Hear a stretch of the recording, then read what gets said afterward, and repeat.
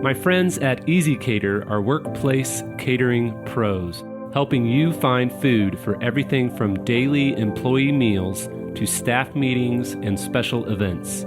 Visit easycater.com/leaderassistant to find out more. Hi, I'm Michelle Bowditch, and today's leadership quote comes from Abby Wambach. If you're not a leader on the bench, don't call yourself a leader on the field. You're a leader everywhere or nowhere. The Leader Assistant podcast exists to encourage and challenge assistants to become confident, game-changing leader assistants. Howdy, friends. Welcome to the Leader Assistant Podcast. It's your host, Jeremy Burrows, and today is episode 141. I'm very excited to share this interview with Michelle Bowditch, but first, let me share a quick note from this episode's sponsor. Work and life don't have to be so hard. That's why Belay wants to make it easy and fun, all while catering to you and your needs, because we know you work to live and not the other way around. So whether you're a virtual assistant, a bookkeeper, a social media strategist, or a website specialist, Belay has clients right now who need your expertise and insight. Getting started is easy. Visit belaysolutions.com and click on the jobs link in the header. I've known the folks at Belay for quite a while. In fact, I interviewed their co-founder, Brian Miles, in episode 32 of this podcast, which you can check out at leaderassistant.com/32. So I definitely recommend checking out belaysolutions.com and click on the jobs link in the header. Hey friends, thanks for tuning in to the Leader Assistant Podcast. This is your host, Jeremy Burrows, and I'm very excited for today's interview with Michelle Bowditch. Michelle, how's it going? I'm good. Hello from Sydney. Yes, it is tomorrow where you are, so it's nice to talk to someone in the future. Yes. And we are coming out of lockdown, so it's exciting times for all us Aussies at the moment. Nice. So let's just jump right in. So you are the founder of Door20a and the Australian Admin Awards, and we're going to get to both of those in a minute. But why don't you tell us about your career and then specifically how you became an executive assistant? Yeah, thanks, Jeremy, for having me. So I started my career actually in the event space. So was in sports management, actually lived in the US for a little while. I come from a golfing family, so, navigated the sports world in event management. And then in my late 20s, had to come back to Australia from a family reason. And I actually got into the wine business, but still in event management. So started my early career in event management, which then kind of led me into the administration professional space. So then in my early 30s, I went through a terrible breakup and marriage and all broke down and had to reevaluate, being in the event space and working all those long hours and, had to look at my skill set as to what I had learnt being in the event management space and didn't choose to go into the admin EA space. I literally went for a receptionist job just to kind of navigate me for a period of like 3 to 6 months, and literally walked into this guy's office. He was an entrepreneur, and he said to me, "Why are you applying for a receptionist job? You're so highly skilled. You're a leader in your own space. I think you can become my EA." And it was the first time that I actually understood about creating the magic with the executives that you're going to support and getting the fit and the trust right from the first time you meet them.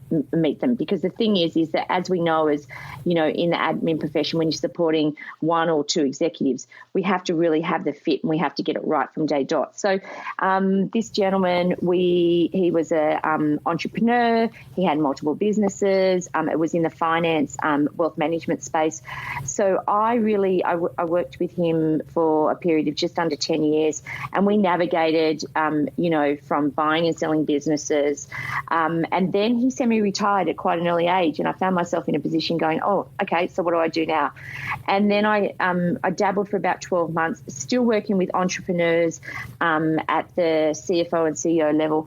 And then I took the leap of faith and went to a massive big corporate, Schneider Electric. And Schneider Electric, so they are light switches and solar panels. So I went into a space that I knew nothing about. I went from sports to wine to then, wealth management and accounting, and then went to light switches and solar panels and was quite blown away by it. I think, during that time of working for a founder, an entrepreneur, and also, a CEO, there was so much I learned from the personal side because I was supporting him, from his personal life all the way through to his boardroom table life.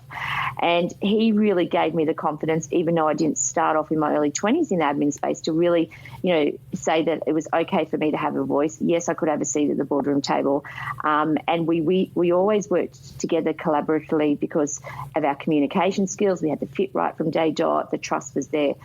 And then, found myself at Schneider Electric and went, holy dooly, what is this space? And, the head office is based in France. So, I had to juggle different time zones. And then in 2018, my VP that I was supporting at the time, she had the opportunity to go across to Silicon Valley and head up an incubation. And I had no idea what an incubation was. I had never been to Silicon Valley. And coming from Sydney, I dreamed that Silicon Valley was the big San Francisco bridge with beautiful high rises. And I'm sure many of you guys listening have been to Silicon Valley, and it's totally different. And, the first day I arrived there, I went, oh my gosh, it's flat, it's desert, it's warehouses, well, not desert. And I just went, oh, this is not what I imagined. But, we worked in an incubation in a startup phase. And that was in beginning of 2018. And that's where I fell in love with technology and really understood how having technology in our admin profession can really create those efficiencies, can really, allow us to move from being a transactional EA to being a strategic EA. It also allowed me to step up to that next level of leadership and be seen as a leader, heard as a leader, and have that seat at the boardroom table as a leader. So it was just a huge 6 months, a huge transition in my career. And then we became Calypso Solar, which is a startup tech business now operating in Australia. So, I stayed in the admin profession until middle of 2019, and then my role was no longer needed because in the startup world, a C-suite EA is not a title that you use. They were really, everything that they were doing within the business became automated, which is fantastic. We had a virtual CFO, a virtual HR, and back in 2018, when you say the word virtual CFO, virtual HR, people are going, who are you? Are you crazy? Whereas now a lot of businesses operate like that because technology has certainly changed the infrastructure and the way we set up a new business. So, fast forward from 2019 to today, I am the founder of Door20a, which is a tech consulting business that I work with women in business and executive assistants. And then I've also just recently launched the Australian Admin Awards. So that's kind of, a woman that's approaching her 50s, that's kind of my life in, a couple minutes, 5 minutes of what I've been doing. But look, being an assistant, Jeremy, I was really lucky over the past 2 years, even though I'm got my own business, I've actually stepped back into the EA role to what I call sub-in. So, do the high five to someone needed to go on leave. So someone that was in a really high senior EA position, they need to go on 2 or 3 weeks leave or they had an emergency. And it was that trust thing because, you just can't walk in and click your fingers and you become this high-performing EA. So I've had the opportunities, which is I'm very grateful to those EAs that have rang me and said, Mish, can you come and, just tag team for me for a couple of weeks? And I sat back in the driver's seat. And I think for me it was really good because, even though I haven't been sitting in an EA role for 2 years now, being able to do that has reminded me how incredible this profession is and how these individuals are thought leaders and how they are incredible and bring so much value to every organisation. Yeah, that's great. So what was your number one favorite part about being an assistant? Look, it was funny. All my life, up until my last job, I had male bosses. So when I went to work for my last CEO, she was my first female ever. So, I think the favorite thing about the role was, not one day was ever the same. And I think to be successful, and I use the word successful loosely because everyone can define it in a different way. But for me to enjoy my job, I always had the solution to the problem before the problem occurred. And I think if we can do that as executive assistants, oh my gosh, we're 10 steps ahead of the game.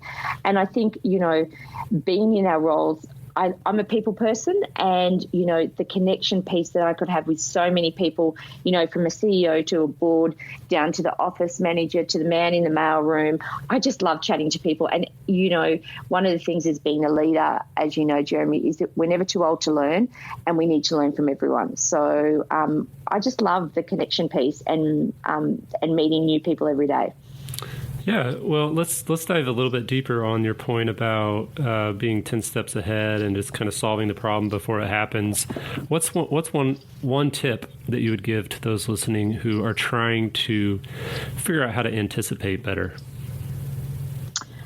I think don't overcomplicate things, because sometimes we look at a situation and we've got like our glass lens on, like a narrow lens, and we don't look outside that lens. And I think for us to be that 10 steps ahead, as you said, we've got to look at the whole landscape and what's going on. And I think the thing is that you've got to do it your way. So when we're making a decision or we're wanting to change something, don't do it because Joe Blogs or the Kardashians have told you that you've got to do it. It's like with technology. Don't use that technology platform because someone's told you to do it. I think when we make a decision or we've got to be a step ahead of the game, put ourselves in that position and say, what would Jeremy Burrows do? Or what would Michelle Bowditch do? Ask yourself, what would you do? And react and navigate and make a decision the way that you want to make it. Because the thing is that your executive hasn't chose you because of something they've done. They've chosen you because of how amazing you are.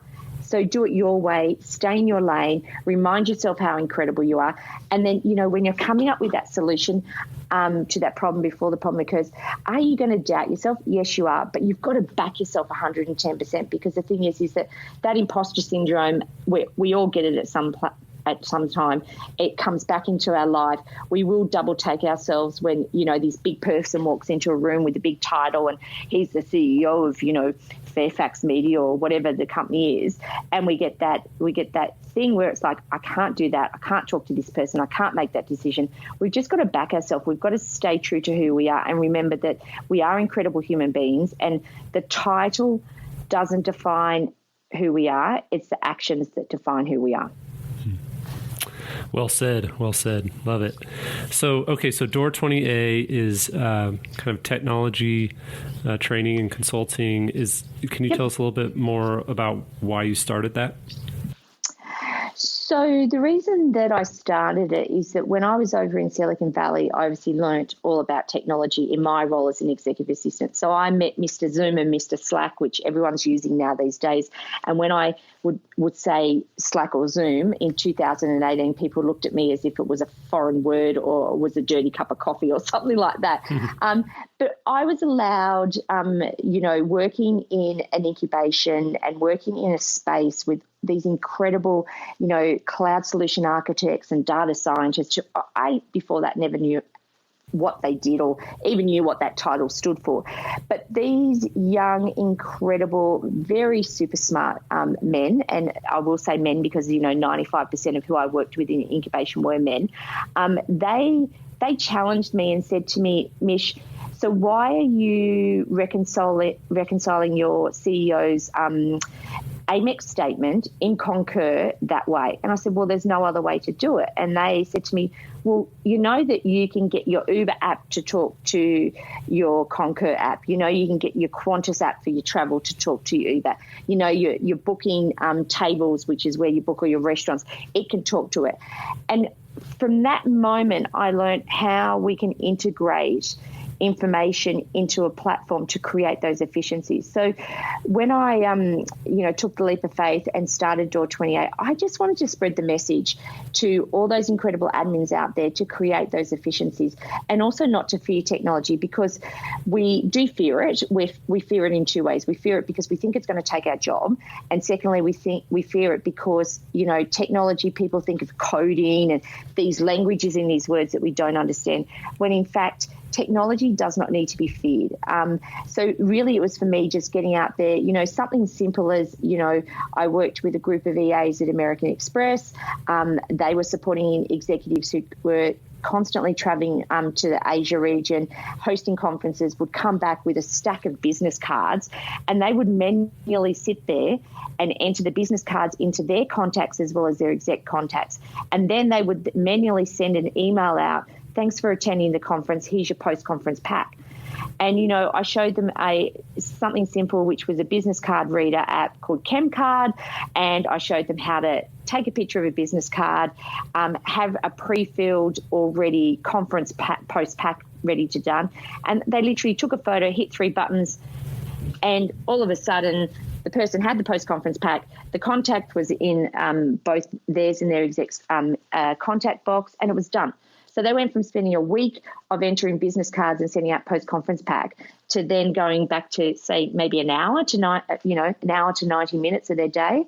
So it's just that awareness piece of, with technology, because as we know, Jeremy, with technology, one box doesn't fit all. Mm-hmm. And, and a lot of corporate organisations got firewalls, they've got restrictions, especially in government. I mean, we're using Skype today, and that is your platform. That is your tech toolkit.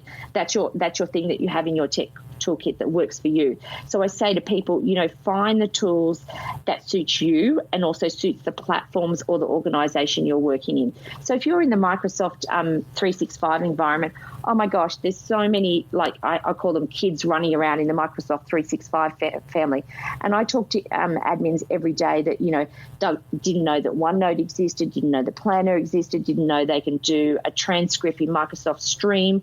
And they've got all these tools there, but they haven't loaded up their tech toolkit to have the right tools to suit them. So I think, the technology space is ever changing, as we both know, but it's always finding what's going to suit you and suit your executive to work the most effective way and to create those efficiencies, because when you do create efficiencies with technology, it frees up your time, and all of a sudden you're going, oh my gosh, I can now do that project with my leadership team. Oh my gosh, I can now go to that board meeting because I don't have to sit there and reconcile expenses. Oh my gosh, I can do all these other things. I can go on training, I can learn more. And I think that's what we need to overcome. We need to overcome the fear that technology is there to help us, not hinder us.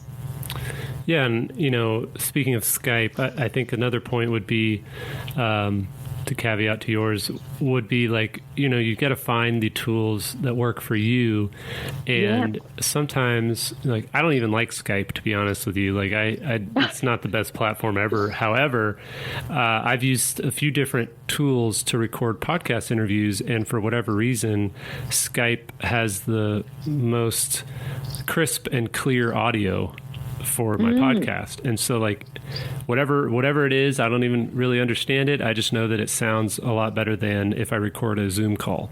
And so anyway, my point is, there are tools that, will work. And then there are tools that will work better for your specific needs. So don't be afraid to try different things, to save yourself time. Yeah, and I can't agree even more. And I'm sure that Skype, this is the thing, is you've chosen to use Skype for those reasons, and I'm sure that it also integrates well into the other platforms that you've then got to go out and upload your podcast on it. And I think we as assistants need to think of that.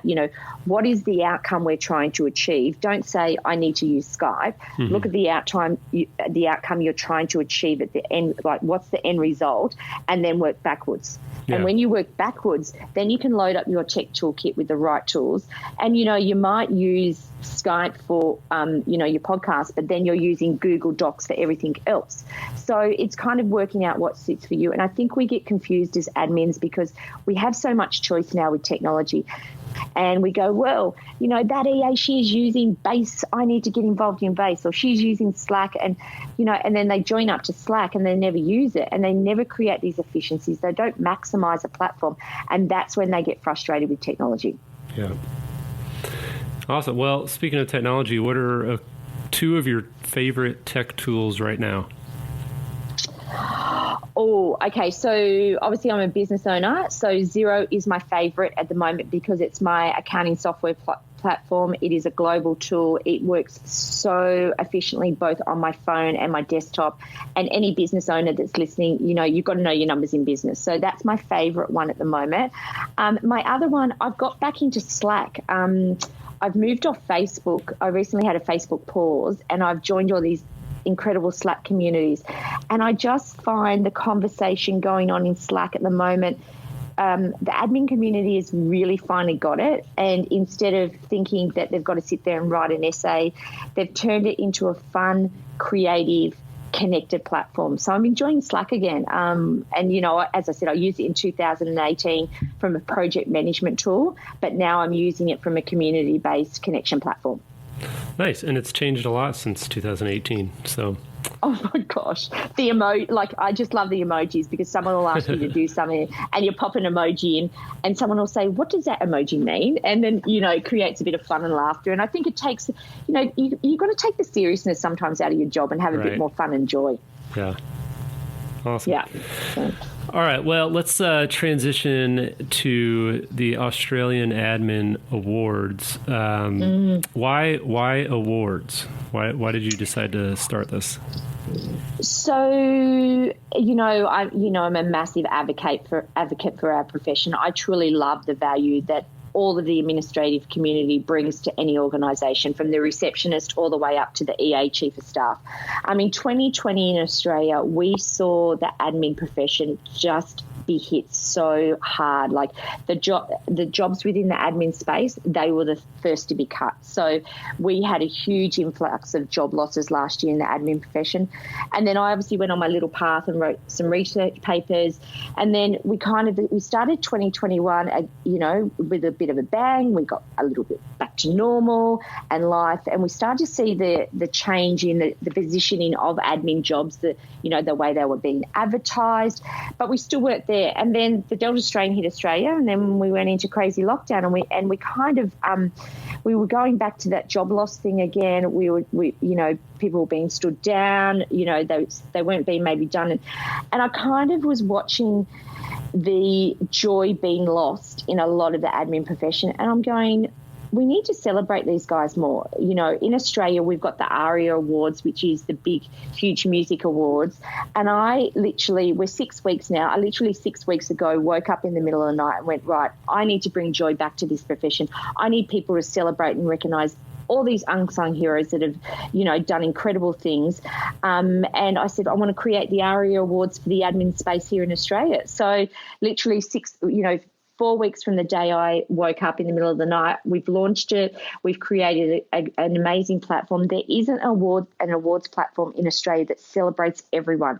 It's not based on your title. It's based on your skills, superpowers, and the tasks that you do in the job. And I think sometimes we get lost in the title, and we forget what we're actually doing and the value we're bringing to the organisation. And, I think of the office managers here in Australia, they've gone from packing the photocopier every day and filling the tea canisters to now writing COVID-safe plans, rolling out Microsoft Teams platforms, and you just go, holy moly, these women are truly incredible. And I do say women because 96% of the admin community in Australia are females.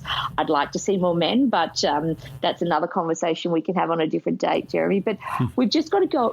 There's nothing, we've got a few other small businesses celebrating particular titles and particular parts of the admin space, but there's nothing celebrating the whole of the admin space. So we've come up with 9 amazing categories. I had to slot in that Tech Tamer Award, which is in there. So we've got a Tech Tamer Award. We've got Visionary. We've got Community Awards. We've got, First Impressions Awards. And people come back to me and say to me, Mish, can an admin be a visionary person? Can they be a community leader? And I go, hell, they can be one of those. They're all, just because they're in the admin space doesn't stop them from being incredible human beings. So the nominations are open now. We've got another, I think, 4 weeks of nominations. And then in January, we're going to have a proper big black tie gala event here in Sydney, face-to-face. We'll fly in all the finalists from around Australia. And, Jeremy, we need to celebrate our profession more, because the value, and you know this, the value that these individuals bring to, a small startup business to a massive corporate is just incredible. Yeah, so do you have any stories you could share about maybe how an award or winning an award has directly benefited an assistant that you know of?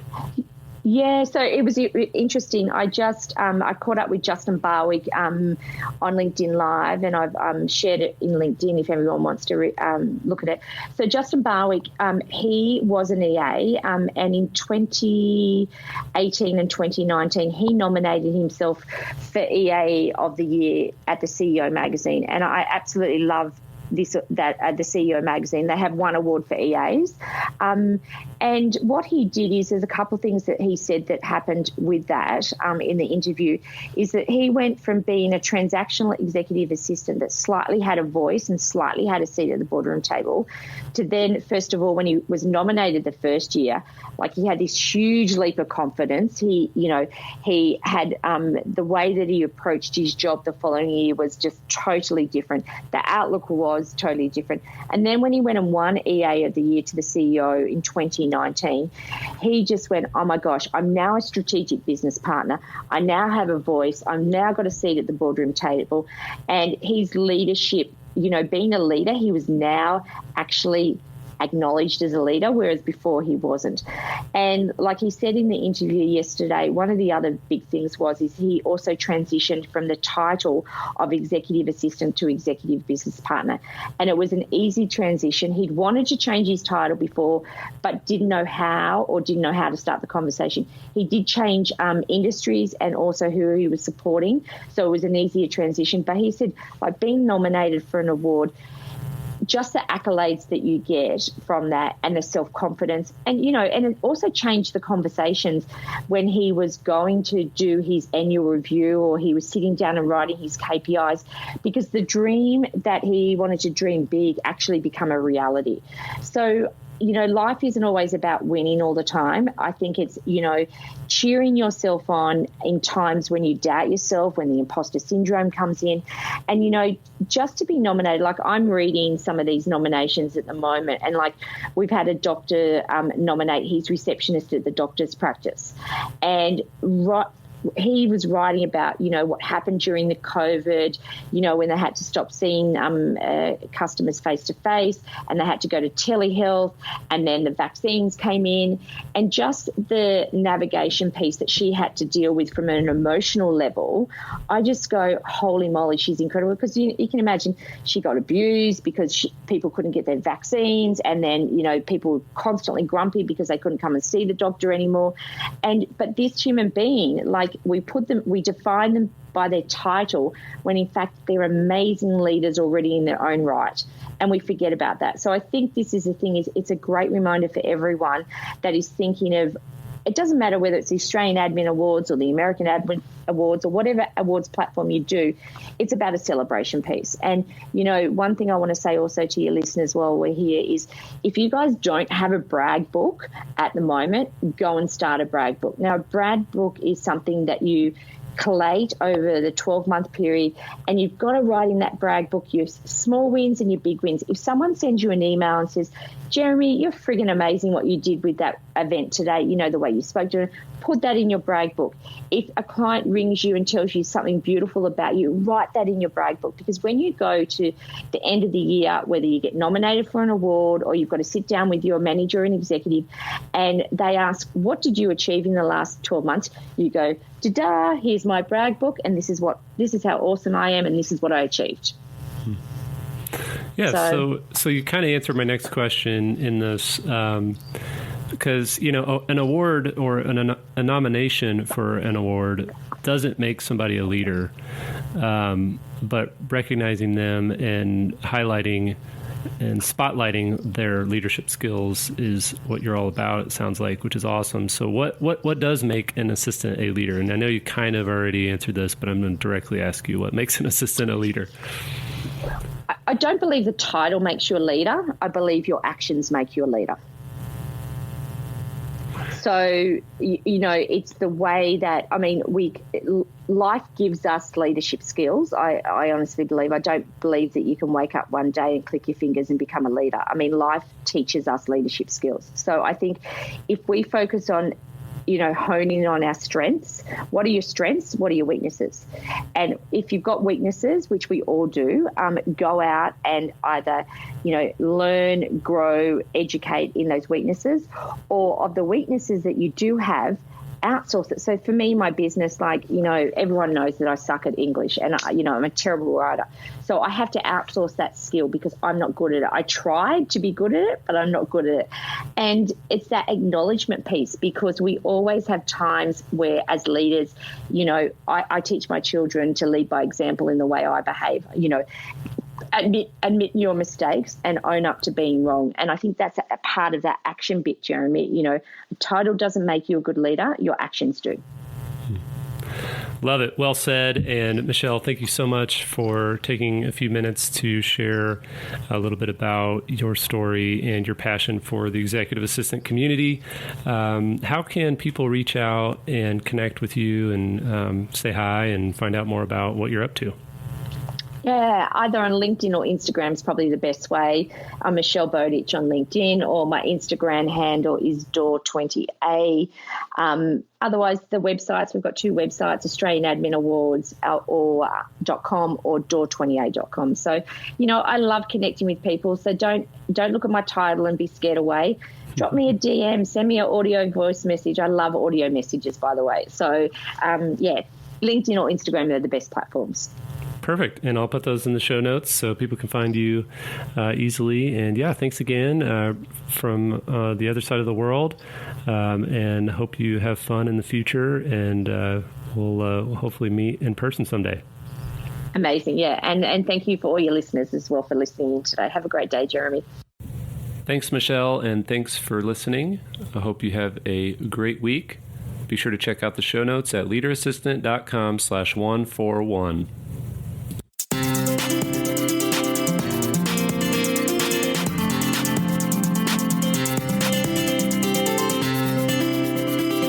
Please review on Apple Podcasts.